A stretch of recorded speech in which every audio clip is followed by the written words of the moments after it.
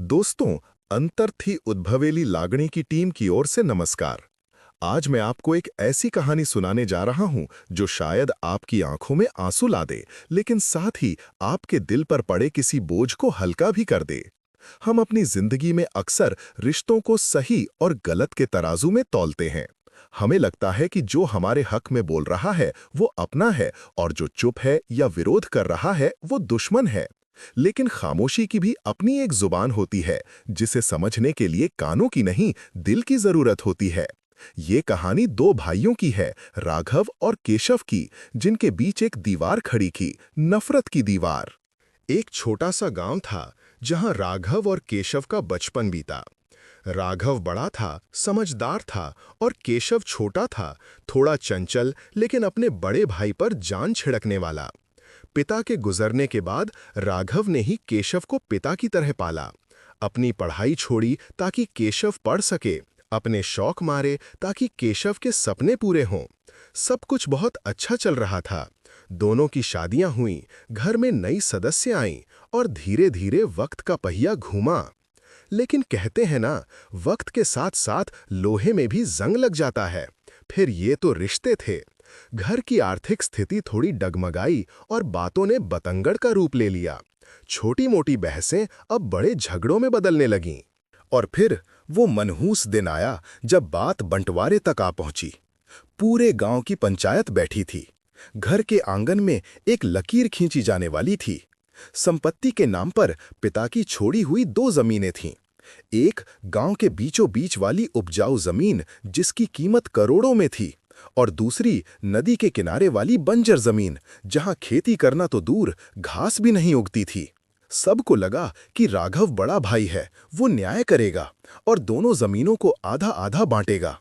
लेकिन राघव ने भरी पंचायत में कहा, मैं बड़ा हूं, मैंने इस घर के लिए अपनी जवानी खपाई है, इसलिए गांव वाली कीमती जमीन मेरी होगी।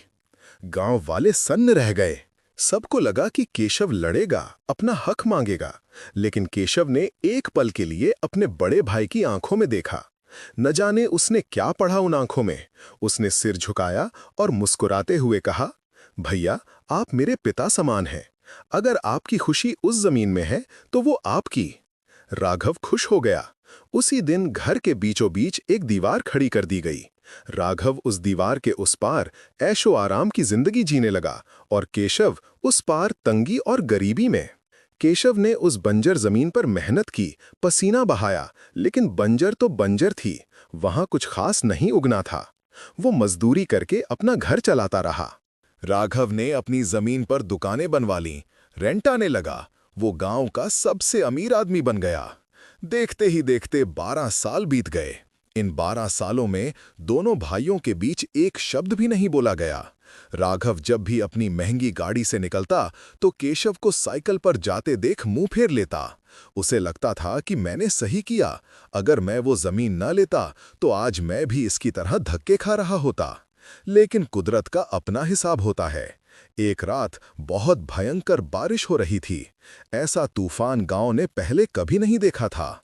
नदी में बाढ़ आ गई। केशव का घर नदी के पास था।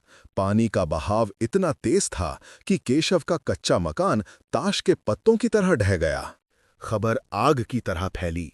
राघव अपने पक्के मकान में सो रहा था। तभी किसी ने दरवाजा खटखटाया। राघव भाई, अनर्थ हो गया। केशव का घर बह गया और केशव। राघव के पैरों तले जमीन खिसक गई। 12 साल की नफरत एक पल में पानी की तरह बह गई। वो नंगे पैर कीचड़ में दौड़ता हुआ नदी किनारे पहुंचा। वहां लोग मलबे को हटा रहे थे। राघव ने पागलों की तरह ईंटें हटाना शुरू किया, और जब केशव को बाहर निकाला गया तो बहुत देर हो चुकी थी। केशव की सांसें उखड़ रही थीं। राघव ने केशव का सिर अपनी गोद में रखा और दहाड़ मारकर रोया, उठ जा केशव, देख तेरा भाई आया है, मुझे माफ कर दे, मैं लालची हो गया था। केशव ने मुश्किल से अपनी आंखें खोलीं।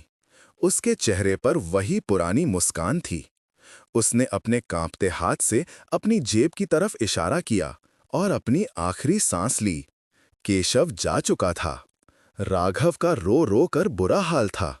बाद में जब केशव का अंतिम संस्कार हुआ तो राघव को केशव की जेब से एक प्लास्टिक की थैली में लिपटी हुई एक पुरानी डायरी और कुछ कागजात मिले। राघव ने वो कागज खोले। वो 12 साल पुराने सरकारी नोटिस थे। जैसे जैसे राघव ने वो कागज पढ़े, उसकी रूह कांप गई। वो कागज बताते थे कि पिताजी ने जो गांव वाली कीमती जमीन छोड़ी थी, उस पर एक पुराना बैंक लोन था जो चुकाया नहीं गया था। बैंक उस जमीन को नीलाम करने वाला था और जमीन के मालिक पर धोखाधड़ी का केस दर्ज होने वाला था। और दूसरी तरफ वो नदी वाली बंजर जमीन एकदम साफ थी। डायरी के पन्ने पलटते ही राघव को केशव की लिखावट मिली। उसमें लिखा था, भैया, आज मुझे पता चला कि पिताजी की गांव वाली जमीन पर बहुत बड़ा कर्ज है। अगर ये जमीन आपके हिस्से में आई और बैंक ने नोटिस भेजा तो आपकी इज्जत मिट्टी में मिल जाएगी। आप ये बर्दाश्त नहीं कर पाएंगे और मेरे पास इतना पैसा नहीं है कि मैं वो कर्ज चुका सकूं। इसलिए भैया, मैंने एक नाटक किया। मैंने जानबूझकर बंजर जमीन ली ताकि मैं अपनी पत्नी के गहने बेचकर और मजदूरी करके उस कर्ज को धीरे धीरे चुका सकूं। मैंने आपको लालची इसलिए बनने दिया ताकि आप मुझसे नफरत करें और कभी उस बंजर जमीन के कागज न देखें, वरना आपको सच पता चल जाता। राघव उस डायरी को सीने से लगाकर जमीन पर गिर पड़ा। वो जोर जोर से चीखने लगा। जिसे वो 12 साल तक अपनी जीत समझ रहा था, वो असल में उसके भाई का त्याग था। केशव ने अपनी पूरी जिंदगी गरीबी में काट दी, सिर्फ इसलिए ताकि उसका बड़ा भाई सिर उठाकर जी सके। जिसे वो दीवार समझ रहा था, वो दीवार नहीं थी, वो केशव की ढाल थी जो राघव को मुसीबतों से बचा रही थी।